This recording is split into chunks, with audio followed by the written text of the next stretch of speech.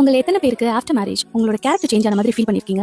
எனக்கு அந்த மாதிரி சேஞ்ச் ஆயிருக்கு. ஏன்னா பிஃபோர் மேரேஜ் நீங்க என்ன எங்க இருந்து பார்த்தாலும் எந்த ஆங்கிள் பார்த்தாலும் ரொம்ப சிரிச்ச முகமா தான் இருப்பேன், ரொம்ப ஜாலியா ஃபன் பண்ணிட்டு அந்த இடமே கலகலப்பா இருக்கிற மாதிரி தான் இருப்பேன். ஆனா ஆஃப்டர் மேரேஜ் அது அப்படியே அப்சைட் டவுனா மாறி இருக்கு. ஏன்னா எனி டைம் நான் ரொம்ப சீரியஸா இருக்கேன்.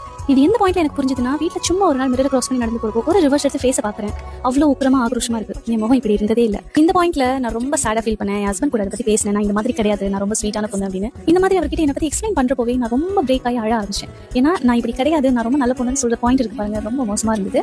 நீங்களும் இந்த மாதிரி ஒரு ஸ்டேட்ல இருக்கீங்கன்னா மறக்காம உங்களுக்கு கம்ஃபர்டபுளான ஒரு பர்சன் கூட இது உட்காந்து பேசுங்க. சுயத்தை இழந்து போறதுன்றது ரொம்ப பெரிய வலிதான். ஆனா எத்தனை நாளைக்கு நீங்க உங்களை நெகட்டிவாவே யோசிச்சுட்டு இருப்பீங்க? அது ரொம்ப டேஞ்சர். சோ நீங்க பாசிட்டிவ் சைடுக்கு மூவ் ஆன் பண்ண வேண்டியது ரொம்ப ரொம்ப அவசியம். உங்களுக்கு புரியாது, ஆனா நிறைய பெண்களுக்கு இதை ரிலேட் பண்ணிக்க முடியும். ஏன்னா மெஜாரிட்டி பெண்களுக்கு இது மனசுக்குள்ளே இருக்கும். அவங்க வெளியில ஓப்பன் பண்ண மாட்டாங்க, பேசலாமா வேணாமான்னு ரொம்ப குழம்பி போயிருப்பாங்க. நிறைய பேருக்கு ரிலேட் பண்ணிக்க முடியுது. நிறைய பேர் என்னோட காமெண்ட் செக்ஷன்ல என்னோட மனசுல இருந்த பாரமே குறைஞ்சிச்சுன்னு சொல்லுவாங்க. அந்த பாரத்தை குறைக்கிறதுல எனக்கு ரொம்ப ரொம்ப சந்தோஷம். அண்ட் நான் சொல்ல நினைக்கிறதும் அதுதான், யூ ஆர் நாட் அலோன். நானுமே உங்க கூட இந்த ஜேர்னில இருக்கேன்.